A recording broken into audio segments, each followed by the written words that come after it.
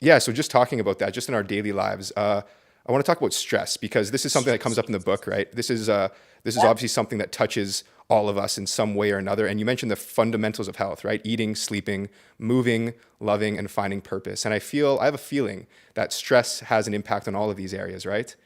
absolutely.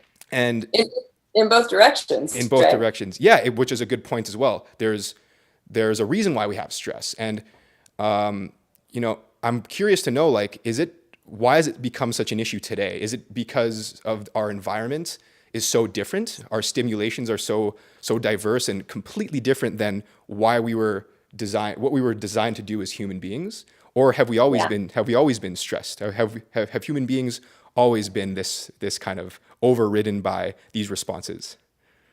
Well, it's a really good question because I mean, the people who say, "Oh yeah, we're really stressed today, and we didn't used to be," like it was some bucolic existence when people lived till 40 and had infectious disease and babies died all the time, is obviously just not accurate, Yeah. right? So we've never not had stress, right? The way that we experience stress has changed, and I Hmm. talk a lot about our evolutionary health, meaning our bodies are these just exquisite, really amazing beings, but our physiology was designed for about 10,000 years ago, 5 to 10,000 years ago. And 5 to 10,000 years ago, the way we lived was really different.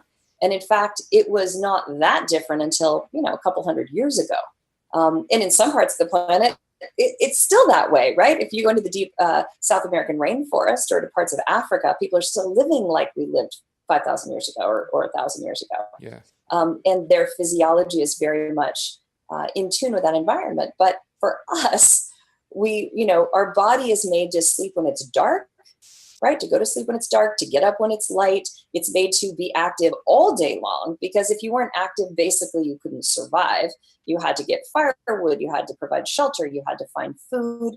Our bodies are made to have very few calories, Hmm. not enough calories, and to eat a variety of foods, mostly fresh foods, and mostly vegetable and fiber matter and some animal protein. And by the way, people who eat that way still all around the world live longer Hmm. than we do. We're eating, unfortunately, in the developed world, we're eating almost empty calories, Yeah. food that has had fiber removed, vitamins removed, pesticides added, hormones added. I mean, I could go on and on. We have 80,000 new Chemicals. chemicals since 1950, That's most of which have not ridiculous. even been tested. And the ones that have been tested have only been tested, by themselves, singly, not as they occur in nature, which is all together. And then we live in this world where we're overstimulated all the time. So, one thing that I think is true is people definitely had stress, right? Back in the day. And I'm talking somewhere between 200 and 20,000 years ago. There was definitely stress, right? People had, struggled to survive.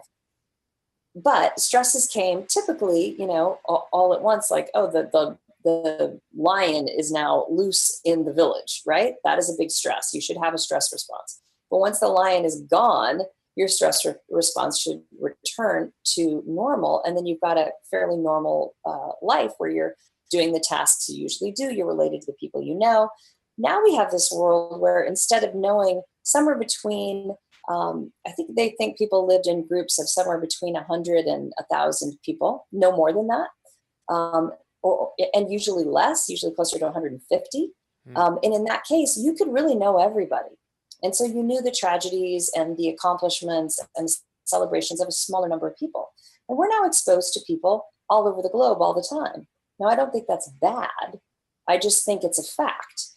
And then, instead of life being primarily lived in nature, we've got screens, just like the one you're looking at right now. Yep. We've got, texting and Twitter, and we've got this constant onslaught of visual and auditory input. And that is very new. And what I think is that our nervous system, we're used to having big stresses and then a down curve in our stress, and I call adrenal downtime, right? Recovery time. Yes. And what we get right now is stress and then this kind of ongoing stress on a daily basis. And many of us don't even recognize it as such.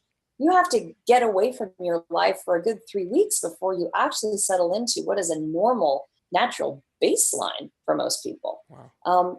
And I don't think technology is evil. I love technology. I love that you and I can do this, Yeah. so far from each other. But we got to be smart about how we do it. We got to be body intelligent about how we use our technology. And that includes, filtering what you expose yourself to and noting how you feel before you watch the evening news and maybe decide not to do it tonight. And being careful about, what's in your bedroom, how many lights and, beeping things. Do you have your phone next to your bed, which is going to make your mind busy all night and you're going to have trouble sleeping? We have to think about what we're made for, and we have to make choices that allow us to adapt so that we can thrive. And I think that's possible. Yeah.